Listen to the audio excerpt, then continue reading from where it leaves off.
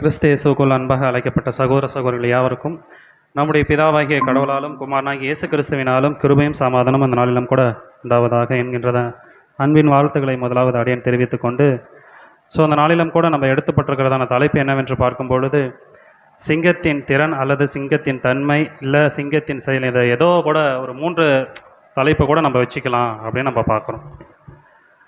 இப்போ முதலாவது பார்க்கும்பொழுது சிங்கனாவே நம்மளுடைய மைண்டுக்கு தோண்டப்படுகிறது என்ன அப்படின்னு நம்மளுக்கு வருதுன்னு நம்ம கேட்டால் நம்ம என்ன சொல்லலாம்? ஏன்னா அநேக விஷயம் சொல்லலாம். ஏன்னா இந்த உலகத்திலே விசேஷமானது எதுன்னு மெயினாக கேட்டிங்கன்னா, அந்த உலகத்திலே விசேஷமானவர்கள் மனுஷன் விசேஷமானவர். அதே மாதிரில மிருக விஷயத்தில் பார்த்தீங்கன்னா விசேஷமானது எது அப்படின்னு கேட்டாங்கன்னா சிங்கம்னு சொல்லுவாங்க. சரி, அதே மாதிரி பறவையில் விசேஷமானது பெஸ்ட்டு அப்படின்னு கேட்டால் எதை சொல்லுவோன்னு கேட்டிங்கன்னா கழுகு சொல்லுவோம் அப்படின்னு நம்ம பார்க்குறோம். ஸோ இது எல்லாமே விசேஷித்தமானது அப்படின்னு நம்ம ஒரு விஷயத்தை குறித்து பார்க்குறோம். ஸோ கழுகு பார்த்தீங்கன்னா எல்லாத்தையும் விட உயரமாக பறக்கிறது அப்படின்னு நம்மளுக்கு நல்லாவே தெரியும். காக்காவோடைய உயரமாக பறக்குது, அது நம்ம பார்க்குறோம். ஸோ இப்போ அதை பார்க்கும்பொழுது இந்த சிங்கத்துக்கு இருக்கிற விசேஷித்தமான திறன் அல்லது தன்மை அப்படின்னு சொன்னால் நம்ம என்ன சொல்லலாம்?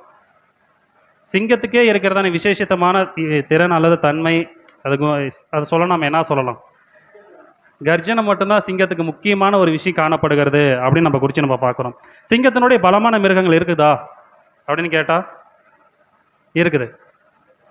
சிங்கத்தினோட பலமான ஆமாம், புலி பார்த்தீங்கன்னா, அதாவது உதாரணத்துக்கு சிங்கம் வந்து கிட்டத்தட்ட 190லேருந்து 250 கிலோ இருக்குதுன்னு வச்சுங்க. மினிமம் பார்த்தீங்கன்னா புலி பார்த்தீங்கன்னா 300லேருந்து 350 கிலோ இருக்குது. ஸோ அதே மாதிரி சிங்கத்துக்கிட்ட இருக்கிற என்னென்ன இருக்குதோ அது எல்லா பாகமே புலிகிட்ட இருக்குது, அதிகமாகவே இருக்குது.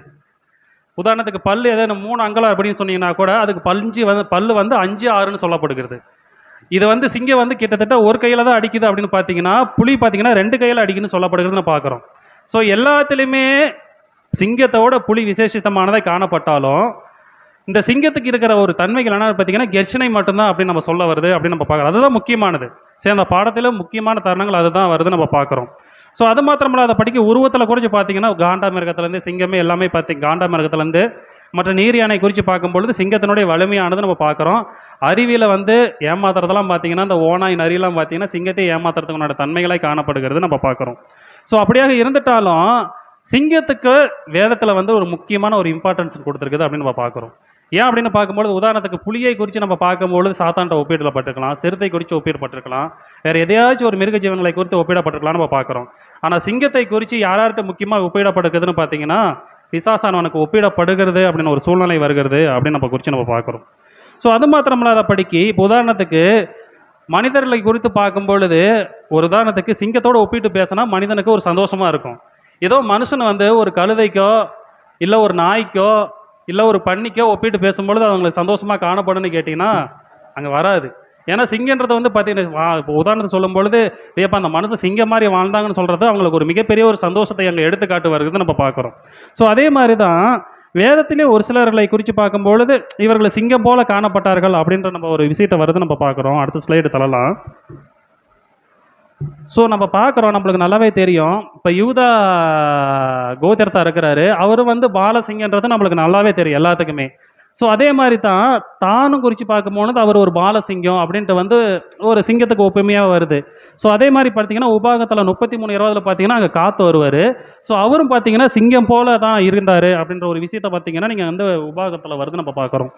ஸோ அது மாத்திரமல்ல, அதை படிக்கி இந்த 1 நாளாகமம் 12 to 8ஆம் அதிகாரம் 11ஆம் வசனத்தில் பார்த்தீங்கன்னா தாவீது கூட இருந்த மனுஷர்கள் எப்படிப்பட்டவர்களாக இருந்தார்னு பார்த்தீங்கன்னா அவர்கள் வந்து பார்த்தீங்கன்னா சிங்கம் போன்ற முகம் போன்றவர்களாக காணப்பட்டார்கள் அப்படின்னு பார்த்தீங்கன்னா உதாரணத்துக்கு வேதத்திலே சிங்கத்தை குறித்து ஒப்பிட்டதாக பார்க்கும்பொழுது இந்த ஒரு 11 மனிதர்கள் காணப்படுகிறார்கள் அப்படின்னு நம்ம குறித்து நம்ம பார்க்குறோம். ஸோ இவர்கள் எல்லாமே இந்த தன்மை அடையிறதுக்கு முக்கியமாக என்ன இருக்கிறாருன்னு பார்த்தீங்கன்னா அதுக்கு உண்டான கேட்டகரி அவர்கள் காணப்படுகிறார்கள். அந்த பலமும் சரி அவர்கிட்ட இருக்கிறதான அந்த வலிமைகளை காணப்படுகிறது. ஸோ அதனால தான் வந்து வேதமே அவர்களுக்கு வந்து அப்படிப்பட்ட பேர் குறிப்பிடப்படுகிறது அப்படின்னு நம்ம குறித்து நம்ம பார்க்குறோம். இப்போ நம்ம ஆதாரண வசனத்துக்கு நம்ம கடந்து வரலாம், படிக்கலாம். ஒரு லைனாக படிக்கலாம். தெளிந்த புத்தியுள்ளவர்களாய் இருங்கள். போதும். இப்போ ஃபஸ்ட்டு நம்ம பார்க்க வேண்டிய ஒரு விஷயம் என்னென்னு பார்த்தீங்கன்னா தெளிந்த புத்தியுள்ளவர்களாக இருங்கள் அப்படின்னு சொல்ல வருகிறது நம்ம பார்க்குறோம். இப்போ உதாரணத்துக்கு இப்போ நான் தெளிந்த புத்தியுள்ளவர்களாக இருக்கிறேன் அப்படின்றதுக்கு என்ன அடையாளம்? எனக்கு இப்போ நான் தெளிந்த புத்தியுள்ளவர்களாக இருப்பதுக்கு எனக்கு உதாரணம் என்ன? இப்போ நான் தெளிந்த புத்தியாக இருக்கிறேன், நான் எதனால் தெளிந்த புத்தியாக இருக்கலாம் நான் கண்டுபிடிக்கலாம்? செயல்கள். வேற பேச்சு. ஓகே, வேற? ஒழுக்கம், ஞானமாய் நடக்கிறது. ஸோ இது எல்லாமே எப்படின்னு கேட்டிங்கன்னா, செயல்கள் எல்லாமே ஓகே. ஆனால் இதுக்கு உண்டான ஒரு பேஸ் மாட்டம் இருக்கும்ல. நான் ஞானமாக நடக்கனாலும் எனக்கு ஒன்று வேணும், நான் செய்யனாலும் ஒன்று வேணும், நான் நடக்கனால சக்தி எல்லாமே வேணும். அதுக்கு உண்டான ஒரு தன்மைகள் இருக்குது. சரி, இப்போ அந்த தெளிந்த புத்தி உள்ளவங்களா இருக்குன்றதுக்கு நம்ம வந்து திருவெளித்தில் அந்த வசனத்தை நம்ம பார்க்கலாம். அப்படியே அடுத்த ஸ்லைடு தள்ளுங்க, படிக்கலாம். இப்போ தெளிந்த புத்தி உள்ளவங்களா இருக்கிறதுக்கு அங்கே வசனம் சொல்லுகிறது, நீங்கள் அறிவு தெளிவோட விழித்திருங்கள்னு சொல்லப்படுகிறது நம்ம பார்க்குறோம். இப்போ அறிவோடுங்க மாத்திரம் இல்லாதபடிக்கு நீங்கள் விழித்திருங்கள்னு சொல்லப்படுகிறது நம்ம பார்க்குறோம். இப்போ இது ஏன் வந்து அறிவு தெளிவோடு இருக்கணும், தெளிந்த புத்தியுள்ளவர்களாக இருக்கணும் அப்படின்ற ஒரு வேத வசனத்தை நம்மளை சொல்லப்படுகிறதுனா, அப்படி இல்லைன்னா நம்மளை என்ன ஆயிடுவோம்? அப்படி இல்லைன்னா நம்ம என்ன ஆயிடுவோம்னு கேட்டிங்கன்னா, பிசாசனம் நம்ம விழுங்கிடுவான்றது தான் அந்த வேத வசனத்தை நம்ம சொல்லப்படுகிறது அப்படின்னு நம்ம குறித்து பார்க்குறோம். இப்போ அறிவு தெளிவோடு இருக்கிறோம் அப்படின்னு சொல்கிறான். இப்போ உதாரணத்துக்கு நம்ம எடுத்துக்கிறோம், ஒரு மனிதன்கிட்ட பார்த்து நம்மள்ட்ட வேறு ஏதாச்சும் ஒரு பொருள் இருக்குதுன்னு கேட்டால் சந்தோஷப்படுவாங்க. உதாரணத்துக்கு உங்கள்கிட்ட பணம் இருக்குதான்னு போய் கேட்டால் தருவாங்க. உங்கள்கிட்ட அறிவு இருக்குதுன்னு கேட்டால் சந்தோஷப்படுவாங்களா? ஏதாச்சும் ஒரு செயலை செஞ்சுட்டோம், உங்களுக்கு அறிவு இருக்குதுன்னு கேட்டால் சந்தோஷப்படுவாங்களா? அப்படின்னு கேட்டால் சந்தோஷப்பட மாட்டோம். இதை ஏன் சொல்கிறேன்னு பார்த்தீங்கன்னா, இப்போ உதாரணத்துக்கு நம்ம எடுத்துக்கலாம், இப்படி எடுத்துக்கலாம் ஒரு கேள்வி. இப்போ வேதத்தினுடைய மகத்துவ ரகசியங்களை நம்ம அறிஞ்சிக்கிட்டோம், வேதத்தினுடைய மகத்துவ ரகசியங்களை நம்ம அறிஞ்சிக்கிட்டோம், தெரிஞ்சுக்கிட்டோம், பேசுகிறோம். அப்படின்றதுனால தெளிந்த புத்தியவங்களாக இருக்க முடியுமான்னு ஒரு கேள்வி வச்சுக்கிட்டா, அது ஒரு படிக்கட்டு அப்படின்னு சொல்லலாமா? இல்லை அது மட்டுமே சொல்ல முடியுமா? நம்மளுடைய வேதத்தினுடைய மகத்துவத்தை நம்ம தெரிஞ்சுக்கிட்டோம், மகத்துவத்தை தெரிஞ்சுக்கிட்டு, ஸோ அது மட்டும் தான், அதை தெரிஞ்சுக்கிட்டனால, அதை நம்ம அறிஞ்சிக்கிட்டனால அதை தான் நம்மளுக்கு தெளிந்த புத்தியே காணப்படுகிறது நம்ம சொல்லலாமா அப்படின்னு கேட்டால் அது ஒரு கேள்வி தான் வருகிறது நம்ம பார்க்குறோம். ஏன்னு வச்சுக்கிட்டா, இந்த அறிவு நம்மளுக்கு ஒரு முக்கியமான ஒரு விஷயத்தை எச்சரிக்கிறது. என்னன்னு பார்த்தீங்கன்னா, இந்த அறிவு பல டைமில் நம்மளுக்கு என்ன ஆகும்? 2 அறிவு உலகத்தில் இருக்குது. ஒன்று கடவுளுடைய அறிவு இருக்குது, இன்னொன்று உலகத்தினுடைய 2 அறிவு இருக்குது நம்ம பார்க்குறோம். இந்த 2 அறிவில் எந்த அறிவில் நம்ம உதாரணத்துக்கு நம்ம கடவுள் அறிவே பெற்றுக்கொண்டு இருந்தாலுமே கடவுளுக்கு அறிவு கேட்புரிதான செயலை நம்ம செஞ்சுட்டு இருக்கிறோமான்றது ஒரு கேள்விதான். அந்த அறிவு நம்மளுக்கு காணப்படலாம். ஏன்னா நம்ம பண்ணுறது கடவுளுக்கு ஏற்புரிதான், அந்த அறிவுக்கு நம்ம கரெக்டாக போகிற மாதிரியே நம்மளுக்கு தெரியும். ஆனால் சில தருணங்கள் நம்ம அப்படி நடக்கிறோமான்ற ஒரு கேள்வி வச்சா, ஏன்னா உதாரணத்துக்கு நம்ம ஒரு வசனம் படித்தா நம்மளுக்கு ஈஸியாக புரியலாம் பாருங்க. அப்போஸ்தலர் 15ஆம் அதிகாரம் 20ஆம் வசனத்தை நம்ம படிக்கலாம். இது பரிசுத்த பைபிள் தான், இங்கே ஸ்லைடே பார்த்து படிக்கலாம். பரிசுத்த பைபிள் அது. விக்கிரகங்களுக்கு படைக்கப்பட்ட இறைச்சி குறித்து இப்போது எழுதுவேன். நாம் அறிவுடையவர்கள் என்பது நம் அனைவருக்கும் தெரியும். அறிவு உங்களை பெருமையுடையவர்களாக மாற்றும், ஆனால் அன்பு பிறருக்கு உதவி செய்யுமாறு உங்களை மாற்றும். வேதம் நம்மளுக்கு எப்படி இருக்க சொல்லுது? வேதம் நமக்கு எப்படி போதிக்குது, எப்படி நம்மளை இருக்க சொல்லுதுன்னு பார்த்தீங்கன்னா, எப்படி அன்பா இருக்க சொல்லுதா, அறிவா இருக்க சொல்லுதா? பேஸ் மட்டுமே அன்பு தான். ஆனால் அன்பு நீங்கள் நடக்குனாலுமே உங்களுக்கு என்ன வேணும்? அறிவு வேணும். அப்போ அறிவு இருக்கணும், ஆனால் அன்பு இருக்கணும். நீங்கள் உதாரணத்துக்கு நம்ம சொல்கிற எடுத்துக்கினா, அன்பாக இருக்கிறவங்க எல்லாத்துக்கிட்டுமே அறிவு இருக்குமா? இருக்காது. அறிவாக இருக்கிறவங்கள்ட்ட எல்லாத்துட்டையுமே அன்பு இருக்குமா? இருக்காது. இதே தான். அப்போ இது ஏன் சொல்கிறேன் அப்படின்னு பார்த்தீங்கன்னா, உதாரணத்துக்கு இப்போ விக்கிரங்களுக்கு படைக்கப்பட்டதை நம்ம புசிக்கலாமா புசிக்கக்கூடாதுன்னு பார்த்தீங்கன்னா, அப்போஸ்தலர் நீங்கள் இதுலேயும் பார்த்தீங்கன்னாலும் சரி, 1 கொரிந்தியர் 10ஆம் அதிகார வசனம் இல்லை, 1 கொரிந்தியர் 10ஆம் அதிகாரம் வசனம்லாம் பார்த்தீங்கன்னா, விக்கிரங்களுக்கு படைக்கப்பட்டது கண்டிப்பாக நீங்கள் புசிக்கக்கூடாது, அது விலகி இருக்கணும், அது அசுத்தமானது, அது தீட்டானதெல்லாம் நம்மளுக்கு வேத வசனத்தை ஒரு உதாரணத்துக்கு ஒப்பிடப்படுகிறது அப்படின்னு நம்ம குறித்து நம்ம பார்க்குறோம். இது ஏன் சொல்லப்படுகிறதுன்னு பார்த்தீங்கன்னா, நம்மளுடைய பார்வையில் நிறையா தருணத்தில் இந்த அறிவு என்ன ஆகும்னு பார்த்தீங்கன்னா, இதே வசனத்தை நீங்கள் தமிழில் பார்த்தீங்கன்னா இருமாப்பை உண்டாக்குன்னு வருது நம்ம பார்க்குறோம். ஸோ அறிவு நம்மளுக்கு தெளிவு தான் ஆக்கணும். ஏன் இருமாப்பை உண்டாக்குது? தானாக சொல்லுகிறது. அதை தான் சொல்லுகிறது. இந்த அறிவை நீங்கள் எப்படி பயன்படுத்துறீன்றதா உதாரணம். இந்த அறிவை நீங்கள் கடவுளுக்கு ஏற்படுறதை பயன்படுத்தும் போது நீங்கள் எப்படிப்பட்டவங்களா இருக்கிறீங்க? அதுதான் தெளிந்த புத்திவர்களாக இருக்கிறீங்க. ஆனால் இந்த அழிவு, உதாரணத்துக்கு நம்ம அறிவை நம்ம யோசிக்கிறோன்னு வச்சுக்கோ, நம்ம கரெக்டாக கடவுளுக்கு உண்டான அறிவுக்கு மட்டும்தான் சிந்திக்கிறோமா அப்படின்னு நம்மளால் 100% சொல்ல முடியுமா? 100% நான் இப்போ நான் ஒரு செயலை செய்கிறேன், என்கிட்ட அறிவு இருக்குது, அந்த அறிவை நான் கடவுளுக்கு ஏற்புரிதான அறிவை தானே செஞ்சுட்டு இருக்கிறேன்னு சொல்ல முடியுமா அப்படின்னு கேட்டால் அது ஒரு கேள்வி தான். ஏன்னா சில டைமில் நம்மளுக்கு கரெக்டாக தோண்டும், நம்மளுக்கு சார்ந்தவர்களுக்கு கரெக்டாக தோணும், ஆனால் அது கடவுள் பார்வைகள் கரெக்டாக தோணுமா அப்படின்னு கேட்டால் அது கேள்வி தான் வருதுன்னு நம்ம பார்க்குறோம். ஸோ அப்போ இந்த அறிவு என்ன ஆகுன்னு பார்த்தீங்கன்னா, பல நேரங்களில் நம்மளை பெருமைக்குள்ளாக தள்ளுறதுக்கு, உதாரணத்துக்கு சாத்தானே நம்ம வச்சுக்கலாம். சாத்தான் எதனால் பெருமைக்கு ஆனா? சாத்தான் என்ன ஆகணும், என்ன எல்லாத்துலேயுமே இதாக இருக்கிறேன், பெஸ்ட்டாக இருக்கிறேன், எதனுமே முதன்மையாக இருக்கிறேன், போய் இந்த மனுஷனை வந்து என்ன பண்ணுறாங்க பார்க்க சொல்கிறாங்கட்டு அவனுக்கு ஒரு மேட்டின்மை, அந்த மேட்டின்மைக்கு வந்த ரீசன் என்ன, அவன் நாணத்தினால் நிறந்தவன் ஒரு உதாரணத்துக்கு வருது நம்ம பார்க்குறோம். ஸோ அது ஒரு உதாரணத்தை நம்ம பார்க்குறோம். இப்போ அறிவு தெளிவோடு இருக்கணுன்றதுக்கு உதாரணத்துக்கு நம்ம தெளிந்த புத்தியுள்ளவர்களாக இருப்பதுக்கு ஒரு முக்கியமான அடையாளம் இருக்குது. அந்த செயலை செஞ்சால் நம்ம தெளிந்த புத்தியுள்ளவர்களாக இருக்கலாம் அப்படின்றத பார்க்கறதுக்கு முன்னாடி 1 தெசலோனிக்கேயர் நம்ம 5ஆம் அதிகாரம் 6ஆம் வசனத்தை நம்ம படிச்சிடலாம். 1 தெசலோனிக்கேயர் 6:5-6. ஆகையால் மற்றவர்கள் தூங்குகிறது போல நாம் தூக்கமானால் விழிந்து கொண்டு தெளிந்தவர்களாய் இருக்க கடவோம். சரி, ஓகே.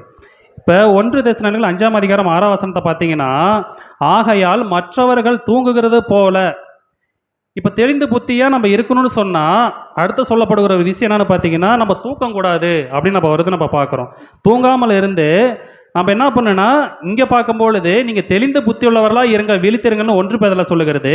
இங்கே விழித்து கொண்டு தெளிந்தவர்களாக இருக்க கடவோம் அப்படின்னு வருதுன்னு நம்ம பார்க்குறோம்.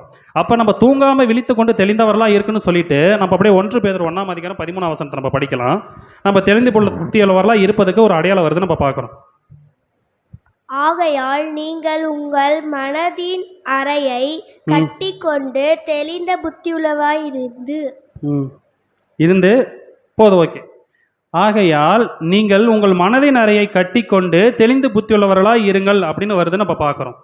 இப்போ தெளிந்த புத்தியுள்ளவர்களாக இருப்பதுக்கு ஒரு அடையாளம் இங்கே என்ன சொல்லுகிறது, எதை நம்ம கட்டினா தெரிந்து புத்தியுள்ளவர்களாக இருப்போம், எது மனது, இருதயம் நம்ம மனசு வர நம்ம பார்க்குறோம். இப்போ உதாரணத்துக்கு நம்ம இப்படி வச்சுக்கலாம், நம்மளுடைய மனதை கட்டணும்னா எதை என்ன கட்டணும், நாக்க கட்டணும், வேற என்ன கட் பண்ணணும், வேற நிச்சய கட் பண்ணணும். இது எல்லாமே டோட்டலாக வந்து எல்லாமே பார்த்தீங்கன்னா எல்லாமே அந்த ஐப்புலன்களே வருது. இது எல்லாமே எதுக்கு, எந்த ஒரு தேடுதல் வருதுன்னு பார்த்தீங்கன்னா, இந்த மனதை அடக்கக்கூடிய தன்மையெல்லாம் இது எது, இதெல்லாம் எல்லாமே நீங்கள் மாம்சத்துக்குரியதை கட்டுப்படுத்தணும்னு சொல்லப்படுகிறத நம்ம பார்க்குறோம். ஏன்னா அந்த மனதை அடக்கலைன்னா இது ஏன் உதாரணத்துக்கு சொல்லணும்னு பார்த்தீங்கன்னா, இப்போ அறிவு இருக்கிறவங்க எல்லா பேருமே அன்பாக இருக்க மாட்டாங்க.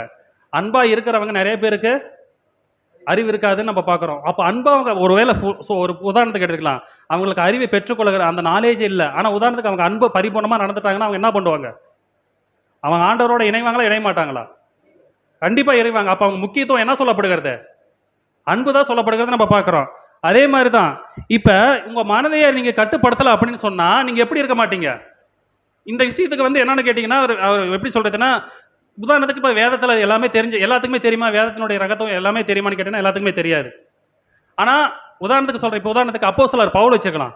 அப்போஸ்தலர் பவுலில் இருந்து சீசரில் நம்ம எடுத்தும்போது அப்போஸ்தலரோட பவுல் ஈக்குவலுக்கு எல்லாமே வருவாங்களா, அவருடைய கற்றுக்கிற அந்த நாலேஜுக்கு அவர் கற்றுக்கிற எல்லாமே அந்த ஈக்குவலுக்கு வருவாங்களா, பரிசுத்தாவி பெற்றுக்கொண்டா வருவாங்க, இல்லைன்னு சொல்ல கிடையாது. இருந்தாலுமே அந்த நாலேஜுக்கு வருவாங்களா அப்படின்னு ஒரு கேள்வி வச்சுக்கிட்டா வருவாங்களா வரமாட்டாங்களா.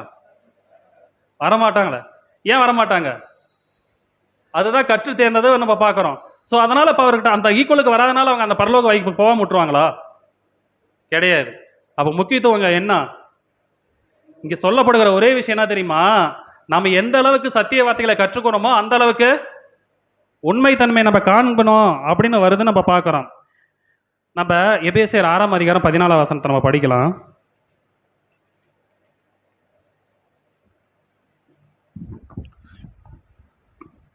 சத்தியம் என்னும் கச்சையை உங்கள் அறையில் கட்டினவர்களாயும் நீதி என்னும் மார்க்கவசத்தை தரித்தவர்களாயும். ஓகே, போதும். அப்ப சத்தி என்னும் கச்சைகளை வந்து கட்டணும்னு சொல்றாரு. இது எங்க கட்டணும்னு கேட்டா இடுப்புல கட்டணுமா, இந்த இடத்துல கட்டணும் போகுது. இது எங்க கட்டணும்னு கேட்டீங்கன்னா உங்க மனதையே கட்டணும். உதாரணத்துக்கு இந்த கச்சை நம்மளோட ஒரு உதாரணத்துக்கு இந்த கச்சை வந்து அப்ப காலகட்டத்தில் இல்லைன்னா அந்த கச்சை என்ன ஆகும், இந்த கட்சி ஒரு வேலை இல்லை அப்படின்னா அவங்களோட நிலைமை என்ன ஆகும், அந்த உடைக்கு அவங்கள்ட்ட அவங்க சரீரத்தில் இருப்பது அங்கே ஒரு டவுட்டு தான் பார்க்குறோம். அதே மாதிரி உங்களுடைய மனது ஆண்டவர் பார்க்குறாரு, கடவுள் பார்க்குறாரு, உங்களுடைய மனது வெட்ட வெளிச்சமாக இருக்கிறது கடவுள்கிட்ட. அந்த மனது எப்படிப்பட்டவராய் காணப்படுகிறது, அந்த மனது நீதியினுடைய அணிஞ்சு இருக்குதா இல்லை அந்த நீதியினுடைய இல்லாதா இருக்குதா. ஸோ அந்த நீதியுடைய அணிஞ்சிருந்தா நீ எப்படிப்பட்டவனா இருக்க மாட்ட, நீ நிர்வாணியாக இருக்க மாட்ட. அந்த நீதியுடைய உங்கள்கிட்ட காணப்படலாம், நீ எப்படி இருப்ப, கடவுளுடைய பார்வையில் அது நிர்வாணியாக தான் காணப்படுவ அப்படின்னு சொல்ல வருகிறது நம்ம பார்க்குறோம். இப்போ உதாரணத்துக்கு ரெண்டே விஷயத்தை சொல்ல போனால், நீ மனதை அடக்குன்ற முக்கியமான ரெண்டே தன்மைகள் என்னன்னு பார்த்தீங்கன்னா, சகல விஷயத்துலையும் நீ கோபத்தை வந்து சரியாக அடக்கிட்டுனா நீ என்ன பண்ணுவ? உன்னை மனதை ஈஸியாக கட்டுப்படுத்துவதற்கு ஈஸியான வாய்ப்பு அங்கே வரும். நீ கோபம் வந்து படாமல் இருந்தீனாவே முக்கால்வாசி கடவுளுடைய செயலை செய்வதற்கு முக்கியமான தன்மை வரும். ரெண்டாவது, இந்த உலகாசை நீ கட்டுப்படுத்திட்டினாவே இது எதுவுமே. ஸோ அதனால தான் சொல்கிற, போதும் என்கிற மனதுடனே தேவ பக்தியெல்லாம் வசனையாக நம்ம சொல்லப்படுகிறது. நம்ம மனதை அடக்காம நம்ம தெளிந்த புத்தியவர்களாக இருக்கிறோம் என்று சொன்னால், நம்ம கடவுளுடைய அறிவை அடைக்கிறோம் என்று சொன்னால் அது வேஸ்ட் அப்படின்ற மாதிரி தான் நம்மளுக்கு வேதம் சொல்லப்படுகிறது அப்படின்னு நம்ம பார்க்குறோம். அப்போ கோபத்தை அடைக்கணும், பொறுமையை கையாளணும், ஆசையை அடக்கணும், அன்பை கையாளணும். இதுதான் நம்மளுக்கு வேதங்க நம்மளுக்கு கற்றுக் கொடுக்குற பாடமாக இருக்கிறது. அப்போ கோபத்தையே நம்ம கையாண்டுட்டு ஆசை, இந்த உலகத்தை நம்ம கோபம் வருதுன்னா, உதாரணத்துக்கு இந்த உலகத்தை நீங்கள் ஆசை ஒரு பட்டுட்டீங்கன்னு வச்சுக்கோ, அந்த ஆசையினால் நீங்கள் என்ன வரணும்னு கேட்டிங்கன்னா, அந்த உலகத்தில் எதை வேணாலும் நீங்கள் கண்டடைவதற்கு உங்களோட இச்சை தோண்டும். அந்த இச்சையினால் என்னன்னு பார்த்தீங்கன்னா, எல்லா விதமான தருணத்திலும் உங்களுக்கு மற்றவங்களுக்கு மத்தியில் என்ன ஆகுன்னு கேட்டிங்கன்னா, உங்களுடைய பெயர் கெடுக்கிறதுக்கு உண்டான தன்மைகள் மாறும் அப்படின்னு நம்ம குறித்து நம்ம பார்க்குறோம். ஸோ அப்போ இந்த உலகத்தினுடைய இச்சைகளுக்கு நம்ம வந்து கட்டுப்படுத்தலை என்ன சொன்னால், ஏன்னா கிறிஸ்தனுடைய தங்களுடைய மாம்சத்தை அதனுடைய ஆசை இச்சை என்ன பண்ணிட்டாங்க, சிலுவையில் அறிஞ்சிருக்கிறாங்க அப்படின்னு நம்ம குறித்து நம்ம பார்க்குறோம். ஸோ நம்ம அப்படியே படிக்கலாம். 1 பேதுரு 4 மேலாம் வசனம். எல்லாவற்றிற்கும் முடிவு சமீபமாயிற்று. ஆகையால் தெளிந்த புத்தியுள்ளவர்களாயிருந்து ஜெபம் பண்ணுவதற்கு ஜாக்கிரதையுள்ளவர்களாயிருங்கள். அப்ப தெளிந்த புத்தியுள்ளவர்களாய் உங்க மனதை அடைக்க, ஏன்னா மனதை அடக்கலைன்னா வேஸ்ட். உதாரணத்துக்கு நீங்க நீதிமொழிகள் பார்த்தீங்கன்னா ஒரு வசனம் வரும், பலவானை பார்க்கிலும் நீடிய சாந்தம் உள்ளவன் உத்தமன், பட்டணத்தை பிடிக்கிறவரை பார்க்கிலும் தன் மனதை அடக்குகிறவன் உத்தமன். அதே மாதிரி தான் ஒரு பட்டணத்துக்கு அந்த சுற்றி இருக்கிற மதில் தான் பாதுகாப்பு. ஸோ அதே போல் அந்த மதில் இல்லை அப்படின்னா அந்த பட்டணத்துக்கு பாதுகாப்பு இல்லை. எதிரிகளை வந்து அந்த ஜனங்களை என்ன பண்ணுவாங்கன்னு பார்த்தீங்கன்னா அட்டாக் பண்ணி அந்த பட்டணத்தை பிடிச்சி எல்லாமே இரையாக்கிடுவாங்கன்னு நம்ம பார்க்குறோம். ஸோ அதே மாதிரி தான் நமக்கு பாதுகாப்பே நம்ம கடவுள் கொடுக்கப்பட்டுக்கிற ஒரு விஷயம் என்னன்னு பார்த்தீங்கன்னா நம்ம மனது தான். அந்த மனதை நம்ம கடவுளுக்கு ஏற்புரியதான ஒரு நிலையை நம்ம படுத்தினா நம்மளுடைய ஓட்டத்தை சரியாக ஓடிட்டு இருக்கிறோம். நம்மளுடைய மனதை நமக்கு அடக்கலைன்னு வச்சுக்கோ, நமக்கு நம்மளே பாதுகாப்புலன்றது தான் முக்கியமான நாங்கள் தருணங்கள் வருது நம்ம பார்க்குறோம். அப்போ தெளிந்த புத்தியுள்ளவர்களாக இருந்து இன்னொன்று சொல்ல என்ன பண்ணிட்டீங்கன்னா, நீங்கள் ஜெபம் பண்ணுவதற்கு ஜாக்கிரதையாக இருங்கள் அப்படின்னு வருது நம்ம பார்க்குறோம். அப்போ இதெல்லாம் ஏன்னு கேட்டிங்கன்னா, அந்த 1 பேதுருல படிக்கும்பொழுது தெளிந்த புத்தியுள்ளவர்களாக இருங்கள் விழித்திருங்கள்னு வருது. ஸோ அந்த விழித்திருங்கள் என்னன்னு குறித்து பார்த்தீங்கன்னா, நீங்கள் ஜெபம் பண்ணுவதற்கு ஜாக்கிரதையாக இருங்கள் அப்படின்னு நம்ம குறித்து நம்ம பார்க்குறோம். இப்போ ஜெபம் பண்ணுறதுக்கு நம்ம ஜாக்கிரதையாக இருக்கணுமா அப்படின்னு கேட்டால், ஜெபன்றது ஒரு ஈஸியானதான விஷயம் சார், இது ஜாக்கிரதையாக இருக்கணுமான்னு கேட்டால் நம்ம என்ன சொல்லலாம்? இந்த ஜெபத்தில் நீங்கள் எந்த அளவுக்கு கடவுளோடு இணைஞ்சிருக்கிறீங்களோ அந்த அளவுக்கு இணைஞ்சிருந்தால் தான் நீங்கள் என்ன பண்ணுறீங்கன்னு அர்த்தம். ஆண்டவர்கிட்ட கடவுள்கிட்ட என்ன பண்ணுறோம், நம்ம கிட்டி சேர்ந்துருக்கிறோம் நம்ம பார்க்குறோம். கொலோசியர் 4:2 நம்ம படிக்கலாம். படிங்க. இடைவிடாமல் ஜெபம் பண்ணுங்கள், ஸ்தோத்திரத்துடன் ஜெபத்தில் விழித்திருங்கள். ஓகே. அப்போ இடைவிடாமல் ஜெபம் பண்ணணும். இடைவிடாமல் நம்ம எப்படி ஜெபம் பண்ணுறது? வேலைக்கே போகாமல் நம்ம பாட்டில் வீட்டில் உட்காந்து இடைவிடாமல் ஜெபம் பண்ணுறது அதுங்களா, இல்லை எப்படி? அப்படின்னா இதை நம்ம என்ன எடுத்துக்கலாம்னு பார்த்தீங்கன்னா, இடைவிடாமல் உங்களுடைய சிந்தனையில் உங்கள் மனசில் என்ன வச்சுக்கணும், உங்களோட மனசில் நீங்கள் வேற ஒரு ஆசை வச்சுருந்தீங்கன்னா உங்களோட மனசு என்ன பண்ணாது, அது அடங்காது, அது உலகத்துக்குரியதே சிந்திக்கும். ஆனால் உங்களோட மனசில் எப்பொழுதும் இந்த ஜெபத்தினுடைய தன்மையாகவும், அடுத்து பார்க்கும்பொழுது 1 கொரிந்தியர் 15:30 நீங்கள் பார்த்தீங்கன்னா நீதி கேட்புரியதானே விழித்திருக்கணும். ஏன்னா இந்த விழிப்பு எல்லாமே பார்த்தீங்கன்னா ஸ்தோத்திரம் இருக்கணும், ஜெபம் இருக்கணும். இதெல்லாம் இந்த தன்மைகளை நீங்கள் எந்த அளவுக்கு ஸ்ட்ராங்காக இருக்கிறோமோ இது எல்லாமே பலவீனமாக அதிகமாக வரத்துக்கு வாய்ப்புகள் இருக்குது, அதிகமாக வரும். ஏன்னா உதாரணத்துக்கு நம்ம எடுத்துக்கலாம். இப்போ நம்ம ஜெபம் பண்ணுறோன்னு வச்சுக்கோ, இப்போ நம்ம ஜெபம் வந்து நம்மளுக்கு எந்த வித பிரச்சனையுமே இல்லை அப்படின்றதுனால நம்ம ஜெபத்தில் என்ன பண்ணுவோம், ஓரளவுக்கு சந்தோஷமாக துதிக்கிறதுக்கு வாய்ப்பு இருக்குது. கஷ்டம் வந்தாலும் அதிகமாக துதிப்போம். சில டைமில் நம்மளுக்கு வந்து ரொம்ப அசால்ட்டாக வந்துச்சு நம்ம என்ன பண்ணுவோம், ரொம்ப நம்மளோட தேவைகள் அதிகமாக இருந்துச்சுன்னா நம்ம என்ன பண்ணுவோம், நார்மலாக இருந்துச்சுன்னா நம்ம துதிப்போம். நம்மளுக்கு ஓவராக நம்மளுடைய தேவைகள் கிடைக்கிறது அப்படின்னா நம்ம துதிப்போம் அந்த அளவுக்கு அப்படின்னு கேட்டிங்கன்னா இதெல்லாம் வராது. அப்போ இந்த ஜெபத்திலோ ஸ்தோத்திரத்திலோ இதெல்லாம் நம்ம என்ன கேட்டிங்கன்னா அந்த நீதி கேட்புரிதான காரியத்தில் நம்ம ஜாக்கிரதையாக இருக்கணும் அப்படின்னு நம்ம பார்க்குறோம். அப்போ தெளிந்த புத்தியுள்ளவர்களாக இருங்கள் விழித்திருங்கள்னு சொன்னால் உங்களுடைய மனதை அடக்குனீங்கன்னா நீங்கள் தெளிந்த புத்தியுள்ளவர்கள். அதே மாதிரி விழித்திருக்குன்னு சொன்னால் நீங்கள் எப்பொழுதும் ஜெபத்திலும் ஸ்தோத்திரத்திலும் அந்த விஷயத்தை நீங்கள் வச்சுக்கொண்டு அந்த நீதி கேட்புரிதான காரியத்தை நிமித்தம் நீங்கள் விழித்திருந்தால் என்ன பண்ணீங்கன்னு கேட்டிங்கன்னா பிசாசனுடைய தன்மைகளுக்கு நீங்கள் விழாமல் இருப்பீங்க அப்படின்னு வருது நம்ம பார்க்குறோம். இப்போ 1 பேதுரு வந்து நீங்கள் படிச்சிடலாம். அடுத்த ஸ்லைடு தள்ளுங்க. இப்போ நீங்கள் தெளிந்த புத்தியுள்ளவர்களாக இருங்க விழித்திருங்க நம்ம பார்க்குறோம். ஸோ அடுத்த இதில் நம்ம படிக்கலாம். ஏனெனில் உங்கள் எதிராளியாகிய பிசாசாவன் கெர்ச்சிக்கிற சிங்கம் போல் எவனை விழுங்கலாமோ என்று வகை தேடி சுற்றித்திருக்கிறான். ஓகே, இப்போ உங்கள் எதிராளியாக பிசாசானவன் அப்படின்னு வருது. இப்போ உதாரணத்துக்கு நம்ம எடுத்துக்கலாம், பிசாசானவன் நம்மளுடைய எதிராளியா? எதிராளி தான். பிசாசான எதிராளினா பிசாசனுடைய எதிராளி செயல் நம்மகிட்ட இருக்குதா? அப்போ நம்மளுக்கு எதிராளியா அவரு? எதிராளின்னு சொன்னா அவனுக்கு எனக்கு சம்மந்தம் இல்லாம தான் நடக்கணும். அப்போ அவனுக்கு எனக்கு சம்மந்தம் இல்லாமல் இருந்தால் தான் அவன் எனக்கு எதிராளி. அவனுடைய விஷயத்தை நான் வச்சுக்கிட்டு இருந்தா, அவன் விருப்பப்படுகிற அவனுடைய ஆசை நான் பற்றி கொண்டு இருந்தா நான் எப்படி அவனுக்கு எதிராளியா இருப்பேன்? இது முக்கியத்துவமான ஒரு விஷயம் தானே. அப்போ உங்க எதிராளியாகிய பிசாசானவன் கெர்ச்சிக்கிற சிங்கம் போல் எவனை விழுங்கலாம் என்று. உதாரணத்துக்கு நம்ம இப்படி எடுத்துக்கலாம், பிசாசானவன் நம்மளை கெர்ச்சிக்கிறான்றதுக்கு அடையாளம் நம்ம எப்படி கண்டுபிடிக்கலாம்? பிசாசானவன் நம்மளை கெர்ச்சிக்கிறான், நம்மளை விழுங்குறான்றதுக்கு அடையாளம் நம்ம எப்படிலாம் சொன்னால் ஈஸியாக கண்டுபிடிக்கலாம். பிசாசானவன் இந்த செயலாம் செஞ்சால் நம்மளை கெர்ச்சிக்கிறான்பா, நம்ம விழுங்குறான்பா அப்படின்னு கேட்டால் நம்ம என்ன எந்தெந்த செயலில் சொன்னால் ஓ பிசாசன் நம்மளை கெர்ச்சித்து கொண்டு இருக்கிறான், நம்ம விழுங்கி கொண்டு இருக்கிறான்றதுக்கு நம்ம எதனா வரும் சொல்லலாம். பாடு உபத்திரம் அது வரும்பொழுது நம்மளை பிசாசானவன் நம்மளை கெர்ச்சித்து கொண்டு இருக்கிறான் அப்படின்னு நம்ம சொல்லலாம். ஓகே, வேற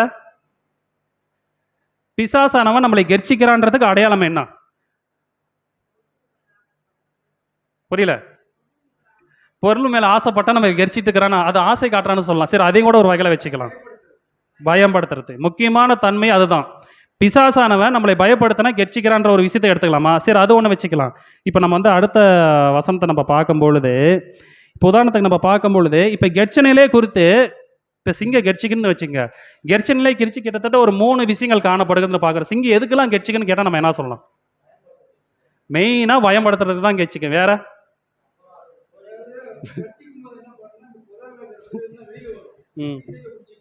ஓகே, அது ஒன்று. கெர்ச்சிக்கிறது மெயினாக பயம். ரெண்டாவது தன்னோட இணையை சேர்றதுக்கு கெர்ச்சிக்கும். அடுத்தது எல்லையை நிர்ணயிக்கிறதுக்கு கெர்ச்சிக்கிறது. அடுத்தது பயப்படுத்துறது. அது ஓகே. அடுத்தது ஒரு தன்மை இருக்குது, என்னன்னு பார்த்தீங்கன்னா தன்னுடைய அதாவது சிங்கத்துக்கு சேர்ந்த ஒரு இணை இருக்குது தெரியுங்களா, அது அது அது தன்னுடைய சேர்த்துக்கிறதுக்கு கெர்ச்சிக்கு. உதாரணத்துக்குமே ஒரு டைலாக் சொல்லுவாங்க, சிங்கம் எப்படி வாழணும்னு கேட்டிங்கன்னா சிங்கம் சிங்கிளாக வாழணும்னு சொல்லுவாங்க. ஆனால் சிங்கிளாவா வாழும்? சிங்க கூட்டமாக தான் வாழும். ஏன் அப்போ சிங்கிளாக வாழணுன்னு சொல்கிறதுக்கு அடையாளம் என்ன? அது தனித்தன்மை. சிங்கிளாக இருந்தாலுமே அது என்ன பண்ணும்? எந்த விஷயத்துலையுமே ஜெயிக்கின்றதுக்கு தான் அடையாளம் அப்படின்னு நம்ம பார்க்குறோம். அப்போ சிங்கம் மெயினாக வாழ்றதுனால கூட்டமாக வாழும். இப்போ இதெல்லாம் பார்க்கும்பொழுது இப்போ பிசாசானவன் பார்த்தீங்கன்னா இங்கே கெர்ச்சிக்குதுன்னு சொல்லுது. ஒன்று நம்மளை பயப்படுத்துக்கிறதுக்கு கெர்ச்சிக்கிறானா, இல்லை தன்னோட இணையை சேர்த்துக்கு கெர்ச்சிக்கிறானா, இல்லை பிசாசனை அவனுடைய ஆளை சேர்த்துக்கிறதுக்கு கெர்ச்சிக்கிறானா, எப்படி கெர்ச்சிக்கிறான்னு நம்ம சொல்லலாம். சொல்கிறது புரியுதுங்களா? சூழ்நிலை பொறுத்து இருக்குது. உதாரணத்துக்கு நம்ம எடுத்துக்கலாம். இப்போ பிசாசானவன் என்னை பயன்படுத்திட்டான்னு கேட்டால் நான் போவேனா? போயிடுவேனா? உதாரணத்துக்கு ஒரு எதிரி எனக்கு இருக்கிறான்னு வச்சுக்க, எதிரி எப்போ பார்த்தாலும் எங்களோட சண்டைக்கு வந்துட்டு இருக்கிறான்னு வச்சுக்க, அந்த எல்லைக்கு நான் போவேனா? போக மாட்டோம். அப்போ எதுக்கு தான் பிசாசானவன் கெர்ச்சிக்கிறது? ஓகே, அந்த பலத்தை உண்டு பண்ணுறான்னு இப்போ பார்க்குறேன். இப்போ உதாரணத்துக்கு நம்ம பலத்தையே உண்டு பண்ணிட்டான்னு வச்சுக்கோங்க, உதாரணம் உண்டு பண்ண தப்பிச்சான்னு வச்சுக்க, மறுபடியும் அந்த இடத்துல இருப்பானா? ஓடி போயிடுவான்.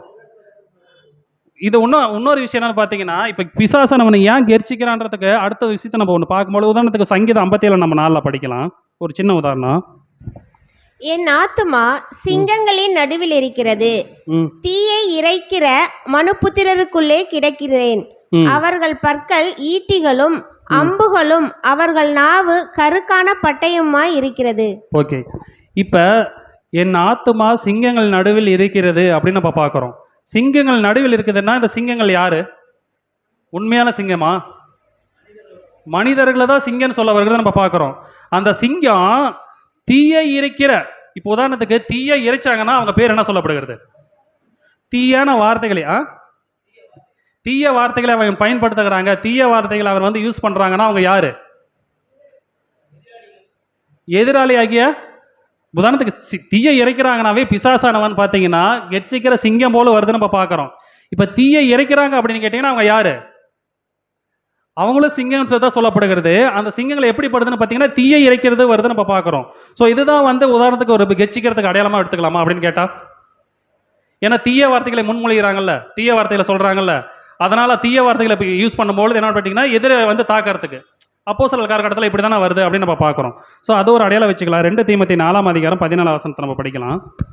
கர்த்தரு எனக்கு துணையாக நின்று என்னாலே பிரசங்கம் நிறைவேறுகிறதற்காகவும் புற ஜாதியார் எல்லாரும் கேட்கிறதற்காகவும் என்னை பலப்படுத்தினார்.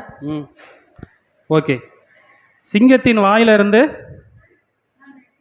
அதுதான் மெயின் முக்கியம்.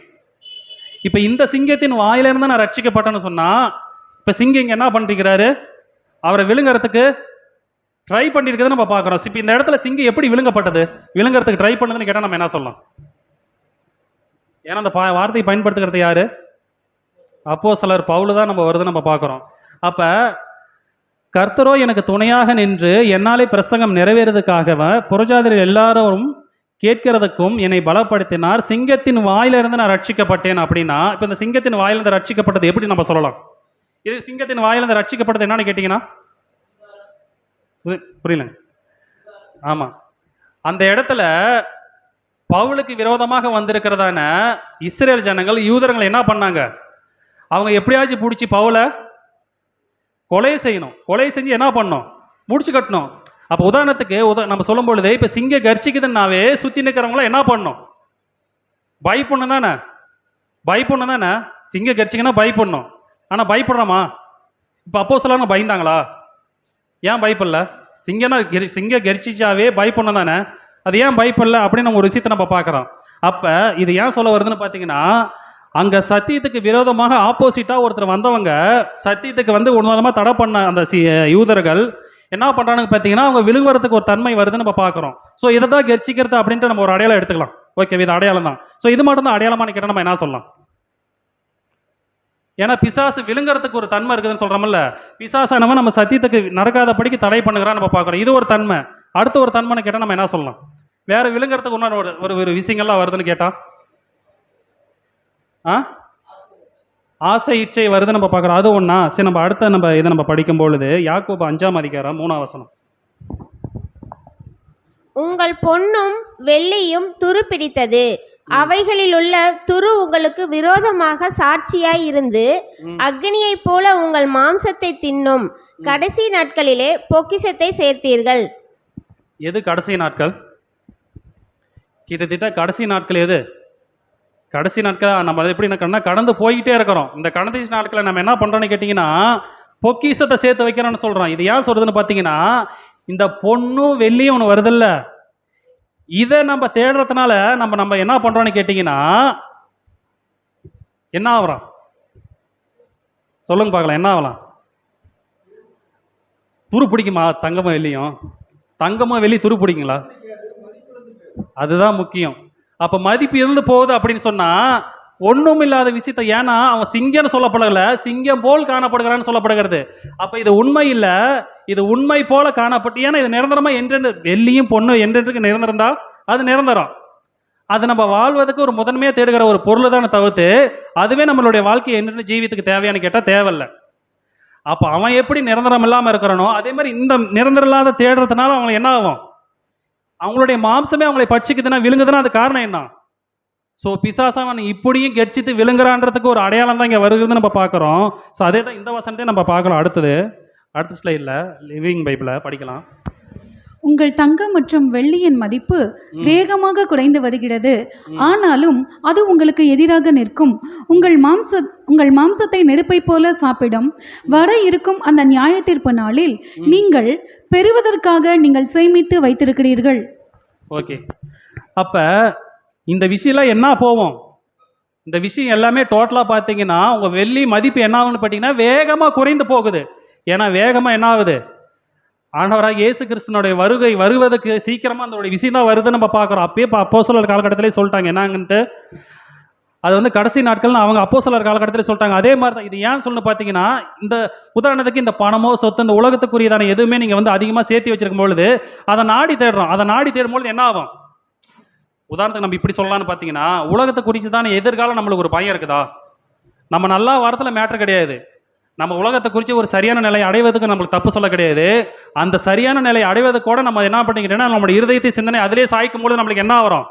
அது எதுவாக இருந்தாலும் சரி, உலக காரியத்தை குறித்து நம்ம எதெல்லாம் நம்ம வந்து அதிகமாக நம்ம சாய்த்து கொண்டு போகிறோமோ அதெல்லாம் நம்மளுக்கு என்ன ஒன்று பார்த்தீங்கன்னா அதுவே நம்மளுக்கு ஒரு முக்கியமான விஷயமா வருதுன்னு நம்ம பார்க்குறோம். என்னன்னு பார்த்தீங்கன்னா பிசாசானவன் விழுங்குறதுக்கு ஒரு தன்மையாக வருகிறது நம்ம பார்க்குறோம். ஸோ இது ஒன்று. உலக காரியத்தை நீங்கள் தேடும்பொழுது பிசாசன் உங்களுக்கு விழுங்குறதுக்கு ஒரு அடையாளம் வருது நம்ம பார்க்குறோம். அடுத்தது பிரசங்கி 4ஆம் அதிகாரம் 5ஆம் வசனத்தை நம்ம படிக்கலாம்.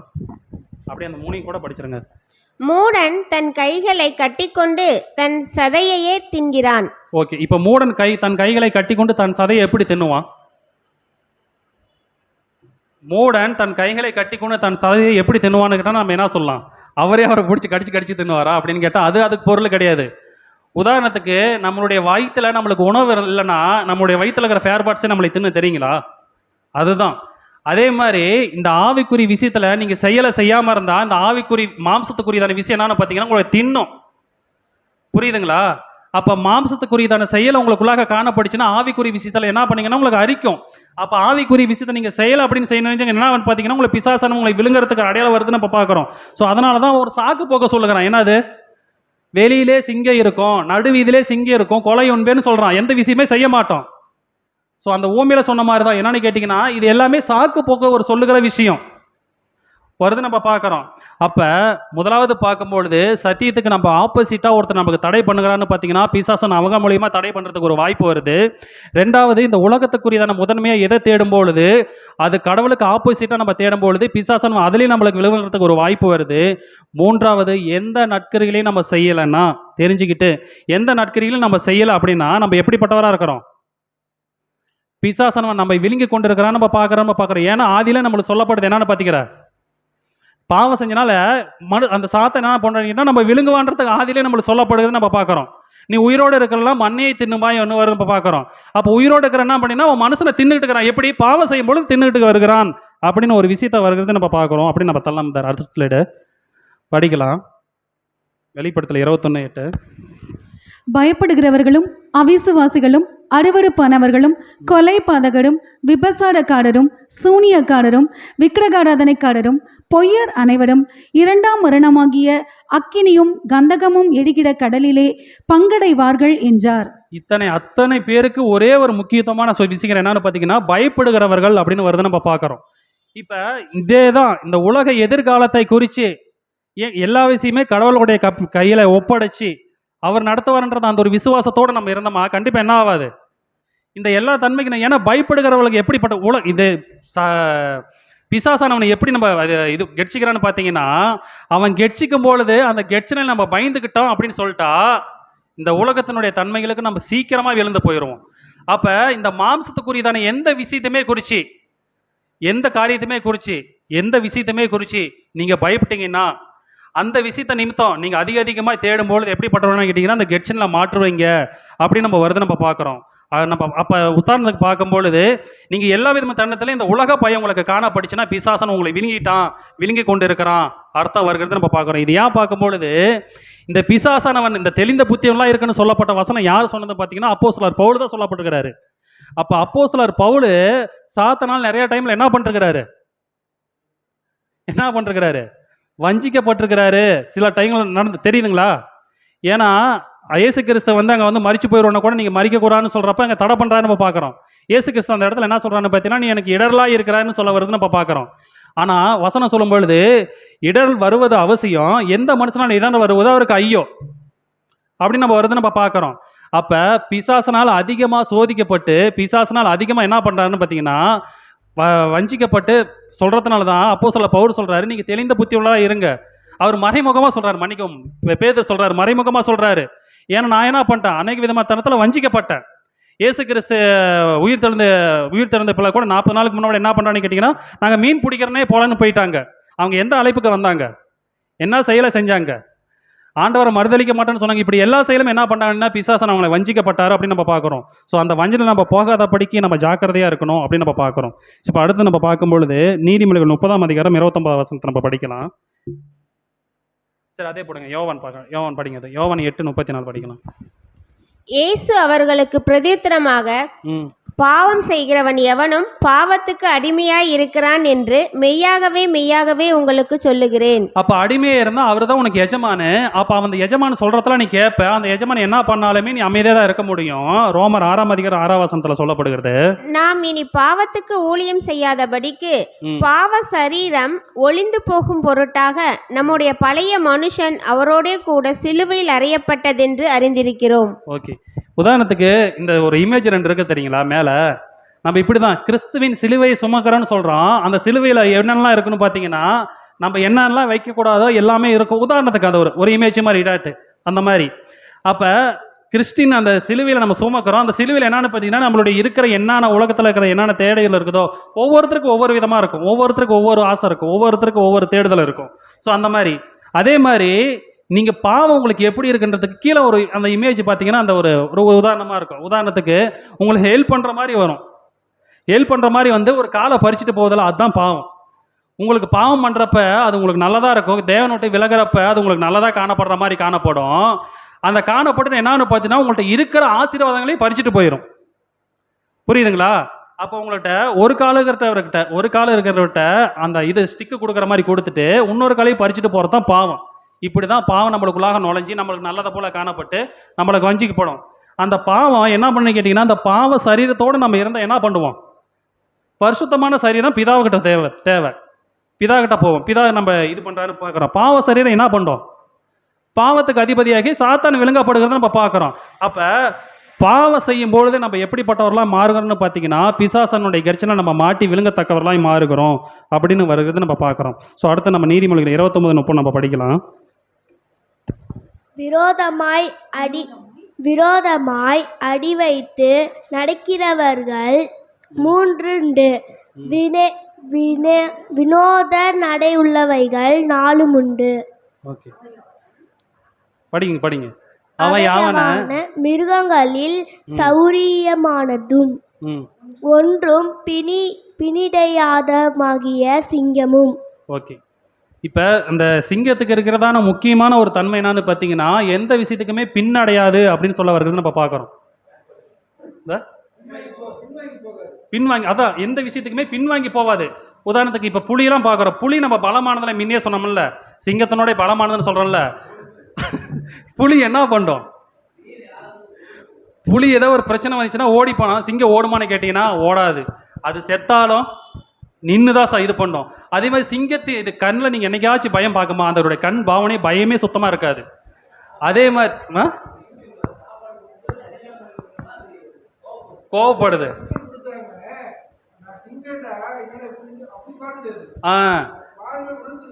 அப்ப சிங்கத்துக்கு இருக்கிற திறனே வேற.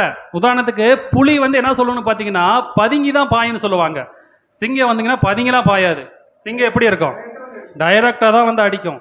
எல்லா விதமான தருணத்திலும் புலி இது எப்படி சொல்றதுன்னா, பலமாக இருந்தாலும் சிங்கம் தான் எப்படின்னு கேட்டிங்கன்னா பலன்னு வேதம் சொல்லுகிறது. தைரியமாக இருக்குன்றது. ஏன்னா எல்லாருடைய ஆட்டிடியூட்டையும் நீங்கள் பார்த்தீங்கன்னா சிங்கத்துலேருந்து எல்லா விதமே பார்த்தீங்கன்னா பலத்துலையும் சரி, உதாரணத்துக்கு வெயிட்லேயும் சரி, அறிவிலையும் சரி, மற்ற எல்லா குணத்துலையுமே பார்த்தீங்கன்னா மற்ற ஒவ்வொரு விலங்கு ஒவ்வொரு தன்மையில் இருக்குது. ஆனால் சிங்கம் எல்லாத்துலேயுமே பார்த்தீங்கன்னா இவங்களை எல்லாமே கம்பேர் பண்ணுறப்போ கொஞ்சம் நார்மலாக தான் இருக்கிற மாதிரி. ஆனால் சிங்கத்தோட முக்கியமான ஒரு விஷயம் என்னன்னு தெரியுங்களா? அது வந்து இப்போ உதாரணத்துக்கு எதிரில் யார் வந்தாலுமே அது எனக்கு உணவு அப்படின்ற ஒரு அந்த மைண்ட் செட்டப் தான் அதுக்கு வரும். நான் அதுக்கு தோற்றுருவோமா, அதை நம்ம ஜெயிச்சிருவோமா, அதை கஷ்டப்படுவோமா, அடுத்து என்ன பண்ணுறது அப்படின்ற ஒரு விஷயம் அதுக்கு வராது. இப்போ இந்த சிங்கமாக ஒரு வேளை நம்ம காணப்படுகிறோன்னு கேட்டால் இதே மைண்ட் செட் தான் நம்மளுக்கு வரணும். ஏன்னா பிசாசனுடைய சிங்கமாக அந்த ஒரு விஷயத்துக்கு நம்ம அடிமை போகிறான்னு கேட்டிங்கன்னா அவன் என்ன பண்ணுவான்? பயத்தை போட்டுக்கிறான். உதாரணத்துக்கு நம்ம வந்து சிங்கமாக இருக்கணும்னு கேட்டால் நம்ம என்ன பண்ணுவோம்? ஒரு விஷயத்துக்கும் பின்னாடியாகக்கூடாதுன்னு வருது நம்ம பார்க்குறோம். அப்படி நம்ம அடுத்த ஸ்லைடு தரலாம். இந்த விசுவாசத்தினாலே நீதிமான் பிழைப்பான், பின்வாங்கி போவானால் அவன் மேலே ஆத்துமா பிரியமா இராது என்கிறார்.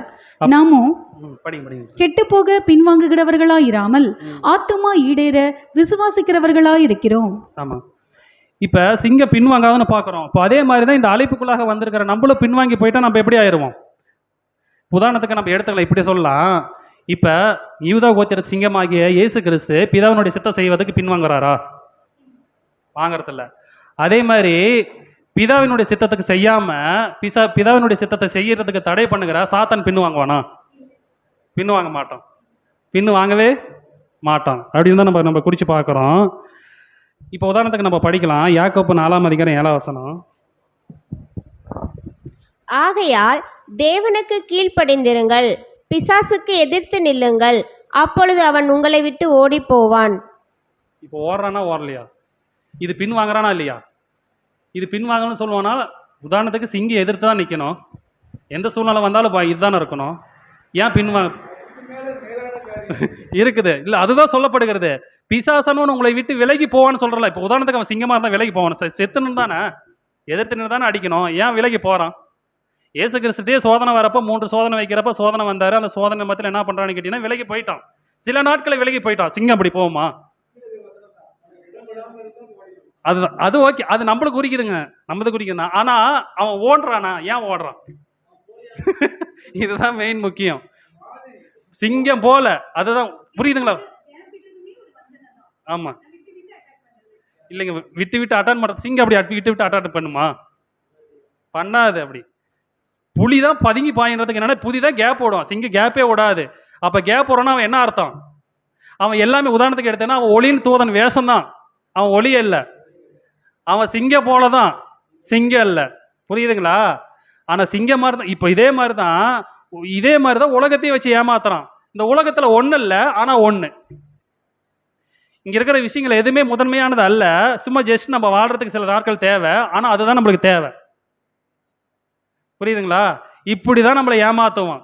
அவன் ஞானத்தை நிறைந்தவன் தான் இல்லைன்னு சொல்லப்படுகிறது, ஆனால் ஞானத்தை வச்சு தான் ஏமாத்துறான். ஏன்னு சொல்கிறேன், நம்ம முன்னே சொல்கிறோம், நம்ம அறிவு இருக்குது, அந்த அறிவில் நம்ம கடவுளுக்கு ஏற்புரிதமாக அறிவை செலவு பண்ணுறோமா, அல்ல நம்ம பிசாசனுடைய அறிவு நம்ம, ஏன்னா பலவில் நம்ம கடவுள் அறிவு இருந்தாலும் அதில் அவன் அறிவு வந்து சொருவான், இது நல்லதா போல காணப்படுகிறமே அப்படின்ட்டு நம்மளை அறியாமே வஞ்சிக்கிறதுக்கு வாய்ப்பு வருது நம்ம பார்க்குறோம். அப்போ பிசாசுக்கு இடம் கொடாமல் இருந்தால் நம்ம எப்படிப்பட்டவராக இருப்போம்? இந்த போலியான சிங்கத்துக்கு நம்ம தப்பிக்கிறதுக்கு வாய்ப்பு வரும் அப்படின்னு வருது நம்ம பார்க்குறோம். அப்படின்னு நம்ம அடுத்த ஸ்லைடு தரலாம்ல, படிக்கலாம். இது ஒருவனும் தொடராதிருந்தும் துன்மார்க்கர் ஓடி போகிறார்கள், நீதிமான்களோ சிங்கத்தை போல தைரியமாய் இருக்கிறார்கள். இப்போ இந்த வசனத்தை ஏன் நம்ம படிக்கிறோன்னு பார்த்தீங்கன்னா, இப்போ ஒரு சிங்கத்தை, ஒரு உதாரணத்துக்கு ஒரு சிங்கத்தை எதிர்க்கத்தா இருந்தால் அது யார் தான் இருக்க முடியும்? புலி எதிர்க்கலான்னு சொல்லலாம். உதாரணத்துக்கு ஒரு பலவானை எதிர்க்கிறதா இருந்தால் யார் தான் இருக்க முடியும்? இன்னொரு பலவானை தான் இருக்க முடியும். அதே மாதிரி இப்போ சிங்கத்தை நம்ம எதிர்க்கிறமா இருந்தால் நம்ம யாராக இருக்கணும்?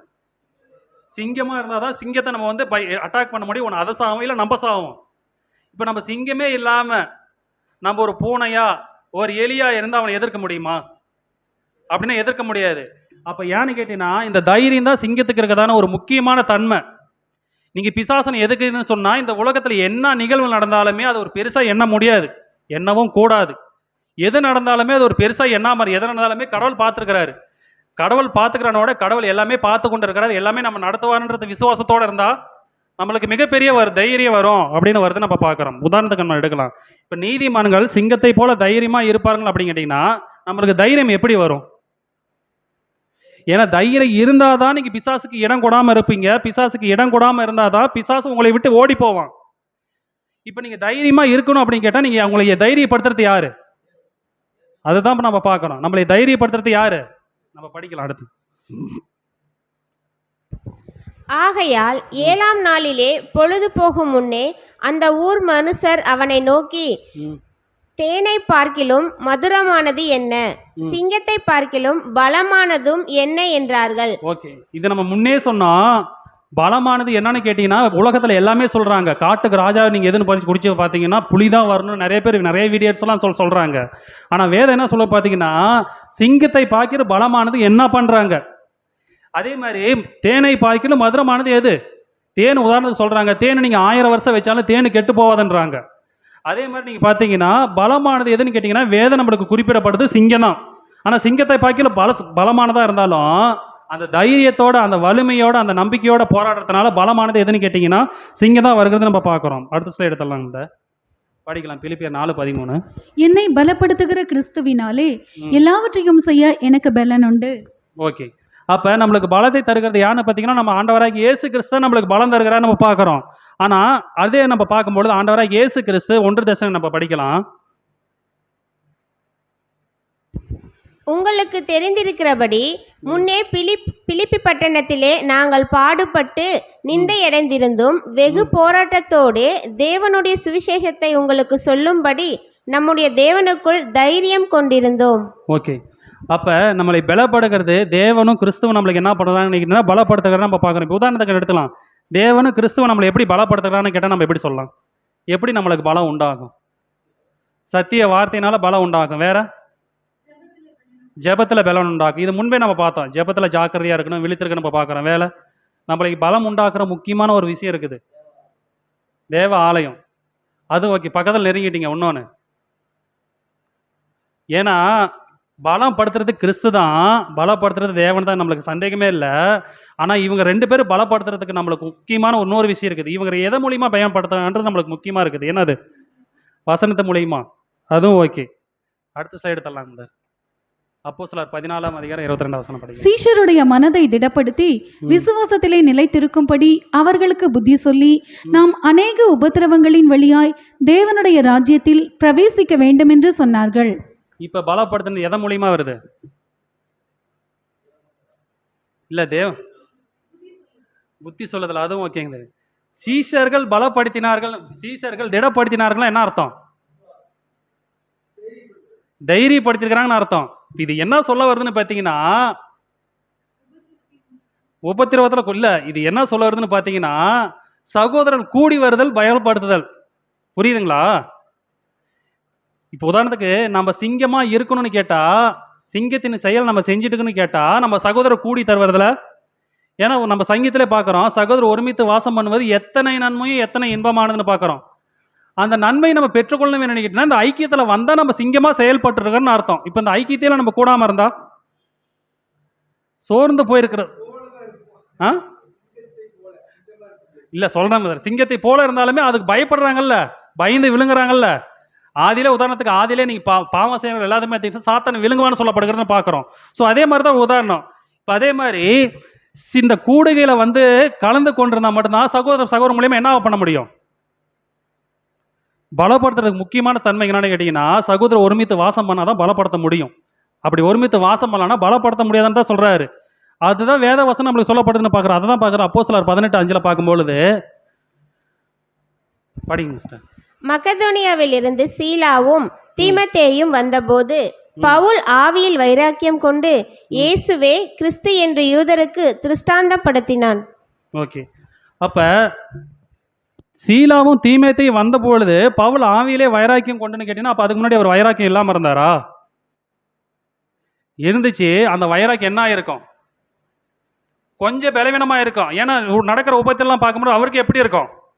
அப்ப அந்த பலவீனங்களை உதாரணத்துக்கு பலப்படுத்தினா என்ன பண்ணு கேட்டீங்கன்னா, சகோதரர் ஒருமித்து வாசம் பண்ணணும், சகோதரர் ஒன்று கூடணும்.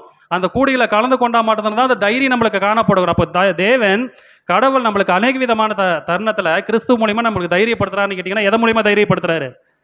சகோதர சகோதரி மூலியமா நம்ம தைரியப்படுத்துறாரு. அந்த தைரியத்தை என்ன பண்ணணும் கேட்டா, நம்ம விட்டு விடாம இருக்கணும். அதான் புத்தி சொல்லணும்.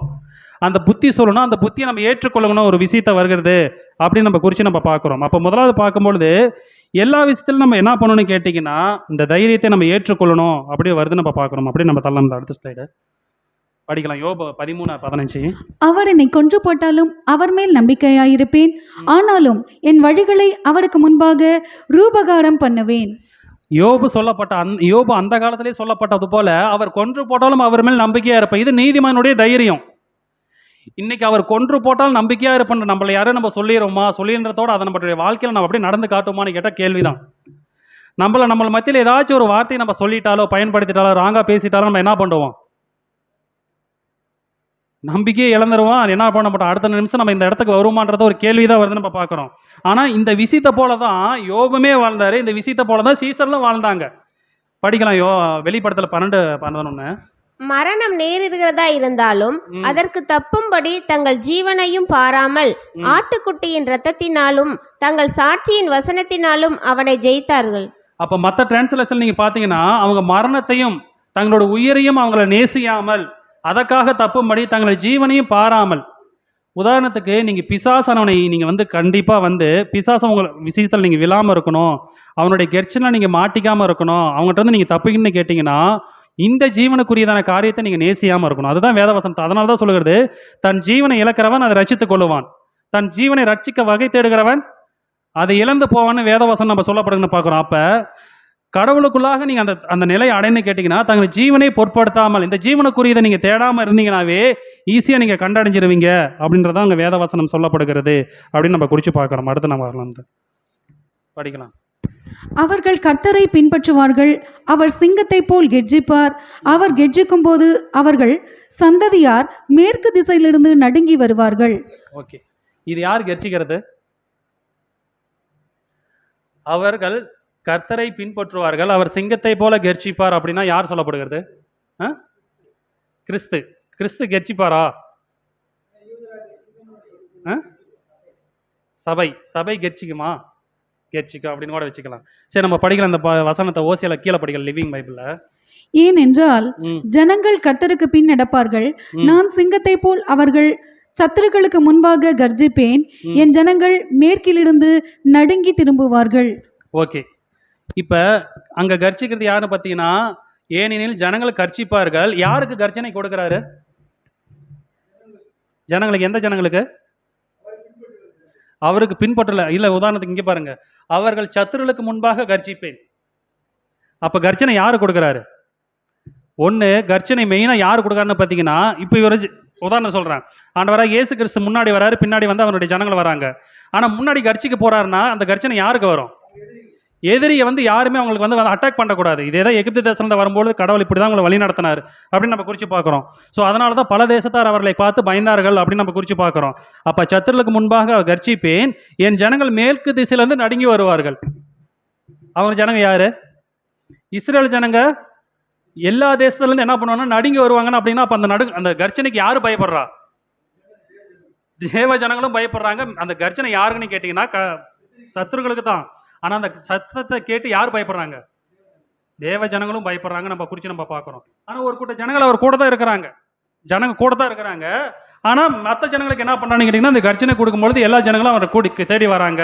அப்படியே வருதுன்னு நம்ம பார்க்குறோம். இது ஏன் உதாரணத்துக்கு பார்க்கும்பொழுது, இப்போ 2 கர்ச்சனை குறித்து நம்ம பார்த்தோம். ஒன்று, சிங்கம் போல் காணப்படுகிற அந்த போலி சிங்கத்தினுடைய கர்ச்சனை பார்த்தோம். ஸோ அதில் விழுந்த என்னென்ன தன்மைகள்லாம் நம்ம வருது நம்ம பார்த்துறோம். இப்போ இந்த கர்ச்சனைக்கு நம்ம செவி சாய்க்கிறோமா அப்படின்னு கேட்டால், ஏன்னா முதன்மை சொல்லும்பொழுது கர்ச்சனையிலே நம்மளுக்கு 3 விதமான தன்மைகள் கொண்டப்படுது. ஒன்று, கர்ச்சனைனா பயப்படுகிறது இருக்குது, தன்னுடைய இணையை சேர்வது இருக்குது, தன்னுடைய கூட்டத்தை அழைக்கிறதுக்கு இருக்குது. இப்போ கடவுள் என்ன பண்ணுறான்னு கேட்டிங்கன்னா, இந்த கர்ச்சனை மூலிமா இஸ்ரேல் ஜனங்களை பயன்படுத்துவதற்கு மெயினாக சொல்ல கிடையாது, தன்னுடைய இணையை கூப்பிடுறாரு, தன்னுடைய இணையை கூட்டுக்கிறாரு, தன்னுடைய ஜனங்களை ஒன்றா கூட்டுறதுக்கோசரம் கூட்டுறாரு. இந்த கர்ச்சனை ஆப்போசிட்டாக இருக்கிறவங்களுக்கு என்ன பண்ணுன்னு கேட்டிங்கன்னா, அது பயமுறுத்துவதற்கு, என்னுடைய ஜனங்களை நீங்கள் வந்து தொடக்கூடாது அப்படின்ற ஒரு விஷயம் அங்கே வருகிறது அப்படின்னு நம்ம குறித்து நம்ம பார்க்கணும். ஸோ அடுத்த ஸ்லைட் நம்ம தரலாம். ராஜாவின் கோபம் சிங்கத்தின் கெர்ச்சிப்புக்கு சமானம், அவனுடைய தயை புல்லின் மேல் பெய்யும் பனி போல் இருக்கும். ஓகே, இப்போ ராஜாவின் கோபம் சிங்கத்தின் கெர்ச்சிப்புக்கு சமானம் அப்படின்னு சொன்னால், இந்த ராஜாவை நம்ம யாருக்கு அடையாளமாக எடுத்துக்கலாம்? இயேசு கிறிஸ்துக்கு ஒரு அடையாளமாக எடுத்துக்கலாம் நம்ம பார்க்குறோம். இப்போ இது ராஜாவின் கோபம் சிங்கத்தின் கெர்ச்சிப்புக்கு சமானம் தான் சொல்கிறாரு. அவர் கெர்ச்சிப்பார்னு சொல்ல கிடையாது, கெர்ச்சிப்புக்கு சமானம். அவர் கோபப்படுத்தினீங்கன்னா, இப்போ இந்த ராஜான்றதை வந்தீங்கன்னு பார்த்தீங்கன்னா, நீங்கள் பிதாவையும் எடுத்துக்கலாம், இயேசு கிறிஸ்துவையும் கூட எடுத்துக்கலாம், 2 பேருமே எடுத்துக்கலாம். ஏன்னா இயேசு பிதா கூட ஒரு இடத்துல ஊமையில் பார்த்தீங்கன்னா ராஜான்னு சொல்ல வருது, இந்த கல்யாண விருந்துக்கு ராஜா வருதுன்னு பார்க்குறோம். அப்போ ராஜாவை கோபப்படுத்தினா உன்னோட நிலைமை எப்படி இருக்கும்? ராஜாவை கோபப்படுத்தினா உன்னோட நிலைமை என்ன ஆகுன்னு பார்த்தீங்கன்னா, மரணத்துக்கு சமானமாக போயிடும். புரியுதுங்களா? சிங்கம் கெர்ச்சித்தா என்ன ஆகும்? சிங்கத்தை கெர்ச்சித்தா என்ன ஆகும்? எதிரிக்கு பயத்தை உண்டாகி அவங்க மரணத்துக்கு நேரிடும். அதே மாதிரி தான் ராஜாவின் நீ கோபப்படுத்தினா, அவருடைய வார்த்தைக்கு நீ செவி சாய்க்கலாம், உனக்கு என்ன ஆகும்? 2ஆம் மரணமாகி அந்த சேதம் உனக்கு என்ன பண்ணுவேன்? நிச்சயமாக வரும். ஆனால் நீ அவருடைய வார்த்தை கேட்டீங்கன்னா, புள்ளியில் பெய்யும் பனியை போல காணப்படுகிறது வருதுன்னு நம்ம பார்க்குறோம். அப்போ அந்த பனி என்னது? அந்த புள்ளியில் என்ன ஆனது? அந்த ஒரு மென்மையான ஒரு விஷயம், அந்த ஒரு ஆசீர்வாதங்களை பெற்றுக்கொள்வார்கள், அப்படி வருதுன்னு நம்ம பார்க்குறோம். ஸோ அதே தான் கீழேயும் வருது நம்ம படிக்கும் பொழுது. நீதிமொழிகள் 20:22 நீங்கள் படிக்கும்போது, ராஜாவின் உருக்குதல் சிங்கத்தின் கெர்ச்சிப்புக்கு சமானம், அவனை கோபப்படுத்துகிறவன் தன் பிராணனுக்கே துரோகம் செய்கிறான். அப்ப அவரை நீங்க கோபப்படுத்திட்டுனா உன்னுடைய பிராணிக்கே நீங்கள் உத்தரவாதம் இல்லை, அப்போ சொர்கிறது அப்படின்னு நம்ம குறித்து நம்ம பார்க்குறோம். அப்போ எந்த கர்ச்சனைக்கு நம்ம செவி சாய்த்து நடக்கிறவர்களாம் நம்ம காணப்படும் நம்ம பார்க்குறோம். உலக காரியங்களுக்கு நம்ம செவி சாய்த்து நடக்கிறோமா, இல்லை கடவுளுடைய காரியங்களுக்கு செவி சாய்த்து நடக்கிறோமா அப்படின்ற ஒரு விஷயத்தை நம்ம குறித்து நம்ம பார்த்துட்டு பிரசங்கி 9ஆம் அதிகாரம் 4ஆம் வசனத்தை முடிச்சு நம்ம ஒரு 2 வசனத்தை படித்து முடிக்கலாம். பிரசங்கி 9:4. இதற்கு நீங்களாய் இருக்கிறவன் யார்? உயிரோடு இருக்கிற அனைவரிடத்திலும் நம்பிக்கையுண்டு. செத்த சிங்கத்தை பார்க்கிலும் உயிருள்ள நாய் வாசி. இப்போ இந்த 2 விஷயத்தை நம்ம பார்க்கலாம். செத்த சிங்கத்தை பார்க்கலாம் உயிருள்ள நாய் வாசி அப்படின்னா இந்த 2 பேத்துக்கு நம்ம ஒருத்தர் ஒரு அடையாளம் கொடுக்கலாம்னு யார் சொல்லலாம்? உதாரணத்துக்கு செத்த சிங்கம்னா நம்ம யார் சொல்லலாம் ஒரு அடையாளத்துக்கு? சாத்தான் சொல்லலாம். வேற உயிருள்ள நாயினா யார் சொல்லலாம்? நன்றி உள்ளவர்கள். உதாரணத்துக்கு நம்ம இப்படி எடுத்துக்கலாம்னு வச்சுக்கலாம். சாத்தான் தான், செத்த சிங்கம் சாத்தான் தான் வச்சுக்கலாம். உதாரணத்துக்கு நம்ம எடுத்துக்கலாம். இப்போ வந்து சாத்தானுடைய வார்த்தை கேட்டவங்க நம்ம செத்த சிங்கன்னு சொல்லலாங்களா? சொல்லலாமா? சாத்தானுடைய வார்த்தைகளை செவி சாய்க்கிறவங்க செத்த சிங்கன்னு சொல்லலாமா? எனக்கு ஒரு விஷயம் தோணப்பட்டுச்சு, சரியானதாக எடுத்துக்கலாம். இப்போ உதாரணத்துக்கு நம்ம எடுத்துக்கலாம். இந்த ஆயக்காரர் பரிசேயன் ஊமை எடுத்துக்கிறாங்கல்ல, அவங்க நான் எல்லாமே பர்ஃபெக்டாக பண்ணுறேன். உதாரணத்துக்கு இப்போ யூத ஜனங்களுக்கு ஒரு ஆணவம் இருக்குதில்ல, ஒரு பெருமை இருக்குதில்ல, கடவுள் எங்கள் கூட இருக்கிறாருன்ட்டு. ஆனால் உண்மையில் கடவுள் அவங்க கூட இருக்கிறாங்களா? இப்போ இல்லை. அப்போ இது ஏன் சொல்கிறேன்னா, இப்போ யூதாவே உதாரணத்துக்கு எடுத்துக்கலாம். யூதாவே யாருன்னு கேட்டிங்கன்னா பாலசிங்கன்னு சொல்லப்படுது. நம்ம வசனத்தை நம்ம ஸ்டார்டிங்லேயே பார்த்தோம். யூதாவே பாலசிங்கன்னு சொல்லப்படுது. கடவுள் எங்கள் கூட தான் இருக்கிறான்னு சொல்கிறாரு. ஆனால் கடவுள் அவங்க கூட இல்லை. கடவுள் அவங்க கூட இல்லைனாலும் அவங்க யார்? செத்ததுக்கு சமம். உதாரணத்துக்கு ஒரு அடையாளமாக எடுத்துக்கலாம். இப்போ அவங்க செத்ததுக்கு சமம் அப்படின்னா, இப்போ உதாரணத்துக்கு அவங்க செத்த சிங்கம் நம்ம எடுத்துக்கலாமா ஒரு அடையாளத்துக்கு? எடுத்துக்கலாம். உயிருள்ள நாய் வாய்ஸ்னா நம்ம யாரை சொல்லலாம்? புரிஞ்சாத நம்ம எடுத்துக்கலாமா? ஏன்னா புரிஞ்சாத உண்மையாலுமே யார்? ஆண்டவராக இயேசு கிறிஸ்து யார் சொன்னார்? அவங்கள நாயின்னு தான் சொன்னார். ஆனால் அந்த நாய் எப்படி? நன்றியுள்ள நாய். இது ஏன் சொல்லுது பார்த்தீங்கன்னா, இந்த நாய் சிங்கமாக மாறுது, இந்த சிங்கம் நாயோட மோசமாக மாறுது. இதுதான் இதுக்கு அடையாளமாக நம்ம எடுத்துக்கலாம். ஓகேங்களா? இப்போ இதே மாதிரி தான் இதே அழைப்பை பெற்றுக்கொண்ட நம்ப, பிதா குமாரனை அறிகிற அந்த அறிவை அடைகிற நம்ப, அந்த அறிவுக்கு ஏற்புரியதான அந்த மைய அறிவுகளுக்கு ஏற்புரியதான வாழ்க்கையை நம்ம வாழ்ந்தா நீதிமன்றங்களை போல தைரியமாக இருப்போம். இதான் அந்த அறிவுகள், அந்த உண்மையை சத்தியங்களை அறிஞ்சுக்கிற நம்ப. உதாரணத்துக்கு நம்ம மற்றவங்களை சொல்லுவோம் பேர் சபைன்ட்டு. பேர் சபையில் இருக்கிற விசுவாசத்துக்கு உண்டான தன்மை நம்மள்ட்ட காணப்படுகிறதா அப்படின்னு நம்ம ஒரு கேள்வியோடு நம்ம எடுத்து பார்த்தோன்னு வச்சுங்க.